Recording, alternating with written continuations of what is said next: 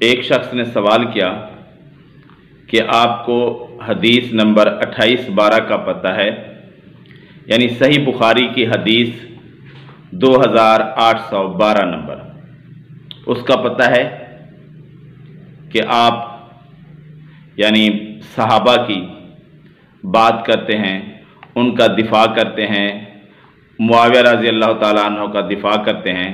کیا آپ کو صحیح بخاری کی حدیث 2812 کا پتہ ہے؟ کیوں بھائی؟ کیونکہ اس کے اندر ہے کہ عمار رضی اللہ تعالی عنہ کو ایک باغی جماعت قتل کرے گی، اور ان کو قتل کرنے والے معاویہ رضی اللہ تعالی عنہ کے گروپ میں تھے۔ تو اس بات کو لے کر ایک تو جہلم کا انجینئر مرزا وہ اکثر اس حدیث کا نام لیتا رہتا ہے، اور اس کے بڑے تیلی شیعہ تو اکثر یہ نام پہلے سے لیتے آ رہے ہیں۔ تو کیا اس حدیث کی وجہ سے معاویہ رضی اللہ تعالی عنہ پر الزامات لگائے جا سکتے ہیں؟ تو جب یہ حدیث کس وجہ سے ماننی چاہیے؟ کوئی وجہ سبب، اس لیے کہ نبی صلی اللہ علیہ وآلہ وسلم نے فرمایا، اور نبی کی بات سچی ہوتی ہے۔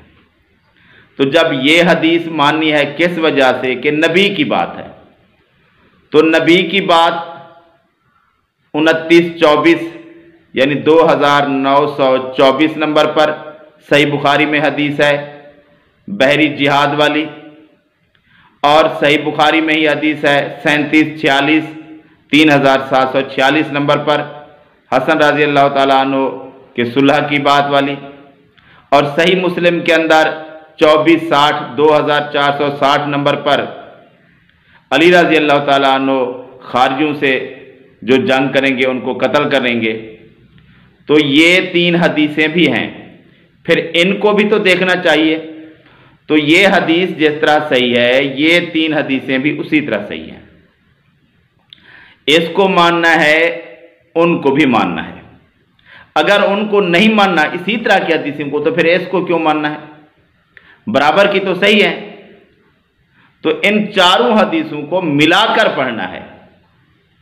اور دوسرا یہ بات ہو گئی کہ کیا معاویہ رضی اللہ تعالی عنہ کی جماعت جو لوگ ان کے ساتھ تھے وہ باغی تھے؟ تو اس کی تعویل نہیں کرتے ہم، جس طرح کہ ان کا کہنا ہے فار ایگزامپل ان کو باغی مان لیا، تو باغی ہوئے تو کس طرح کے باغی ہوئے؟ اسی جماعت کے بارے میں جو کہ معاویہ رضی اللہ تعالیٰ عنہ کی تھی، اس کے بارے میں نبی صلی اللہ علیہ وآلہ وسلم نے فرمایا کہ ان پر واجب ہو گئی جنت جو بحری جہاد کریں گے، اور یہ حدیث 2924 نمبر پر ہے۔ یہ معاویہ رضی اللہ تعالیٰ عنہ کے گروہ کے بارے میں ہے۔ معاویہ رضی اللہ تعالیٰ عنہ امیر تھے اصل، اس کے بھی اور اس کے بھی۔ اور اس کے ساتھ ہی صحیح بخاری کے اندر ایک اور حدیث 3746 نمبر پر ہے کہ نبی صلی اللہ علیہ وآلہ وسلم نے فرمایا حسن رضی اللہ تعالیٰ عنہ کے بارے میں کہ یہ میرا بیٹا سردار ہے، یہ مسلمانوں کے 2 گروہوں کے درمیان صلح کروائے گا، مسلمانوں کے 2 عظیم گروہوں کے درمیان۔ تو 2 عظیم میں سے ایک گروہ کس کا ہوا؟ معاویہ رضی اللہ تعالیٰ عنہ کا۔ تو ادھر بھی مسلمانوں کا ایک عظیم گروہ ہے، اور ادھر بھی مسلمانوں کی ایک عظیم جماعت ہے 2924 میں، جن کے لیے نبی صلی اللہ علیہ وآلہ وسلم نے فرمایا کہ ان کے لیے واجب ہو گئی جنت۔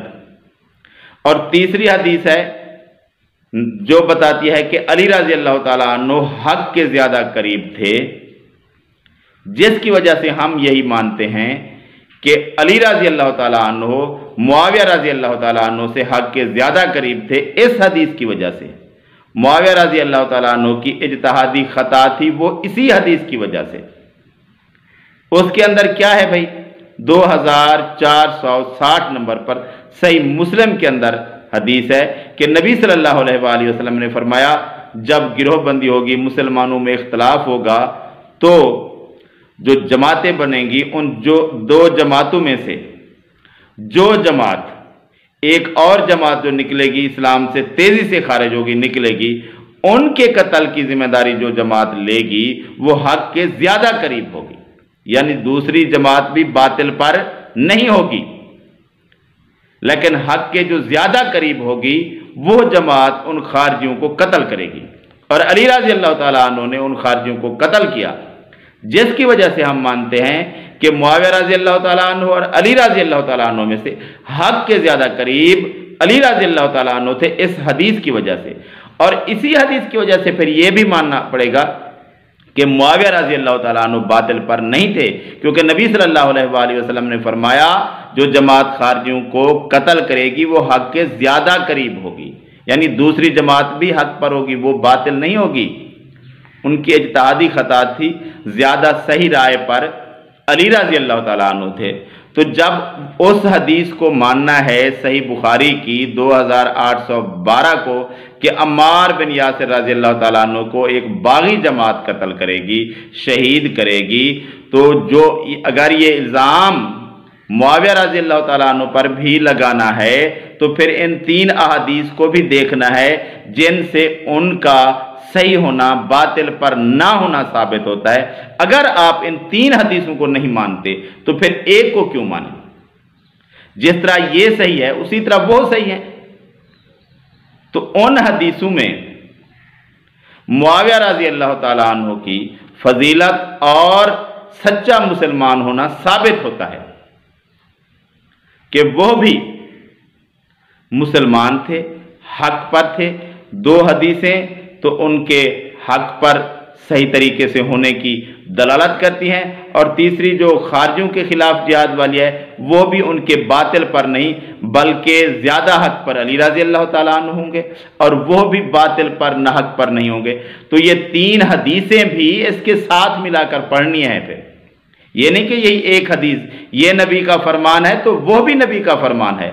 नबी की एक बात को लेकर जो आपको भली लगी उसको ले लिया, दूसरी बात नबी सल्लल्लाहु अलैहि वसल्लम की जो 3 हदीसें हैं आप उनको छोड़कर मुआविया रज़ी अल्लाह ताला अन्हु के खिलाफ हो रहे हैं।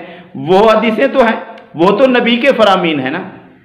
जब ये एक हदीस माननी है तो फिर वो 3 क्यों नहीं माननी? अगर आप नहीं मानते तो किसी को ना माने, अगर मानते हैं इस एक हदीस को मानते हैं तो फिर इन 3 हदीसों को भी मानना पड़ेगा जो उनके सही रास्ते होने पर दलालत करती हैं।